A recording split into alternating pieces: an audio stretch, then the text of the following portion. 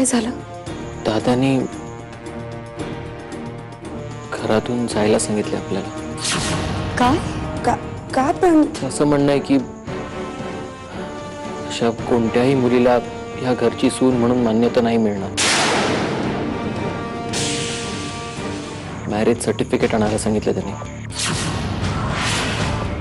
नाहीतर या घरात no entry. We have to leave.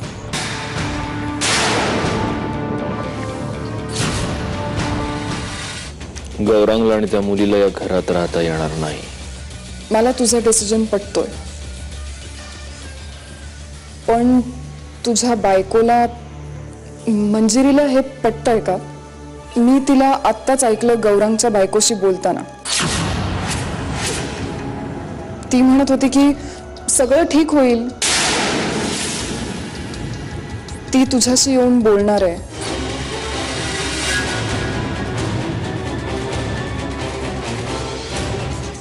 पहिल्यांदाच आली आहेस घरात, निदान कुंकू तरी लावून जा.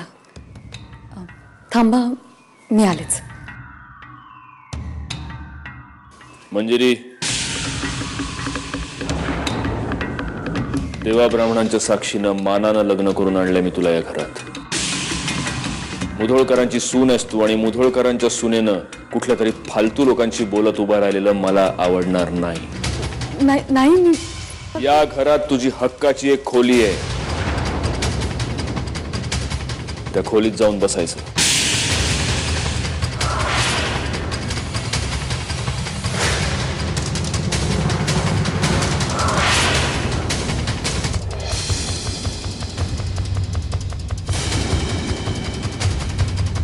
ते भाऊ आहेत ना तुमचे, शत्रू नाही आहेत. जो माझ्याशी खोटं वागतो तो माझा शत्रूच असतो.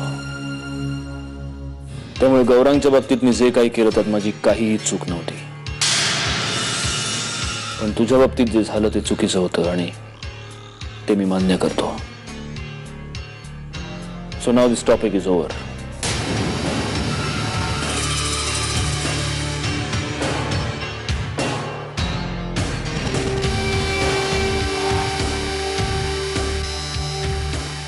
No. Actually, the topic is not over. कारण चूक म्हटली की त्याची शिक्षाही आलीच. चल.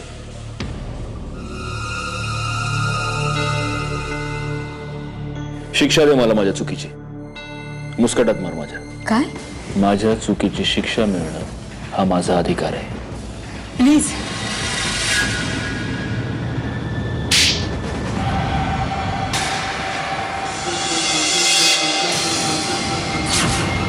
तुम्हाला मारलं तरी लागणार मलाच आहे.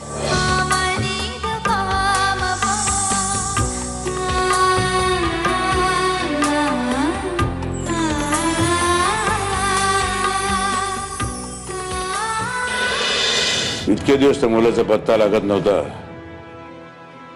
आता हातात आला तर नीट बंदोबस्त करा, नाहीतर तो थेट कोल्हापूरला पोहोचेल. दादा, तू म्हणत असशील तर त्याचा कायमचाच बंदोबस्त.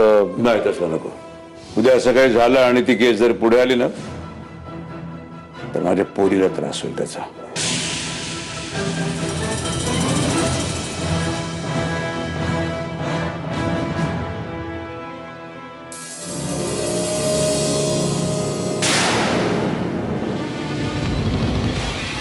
तू काहीही ऐकलं नाहीस.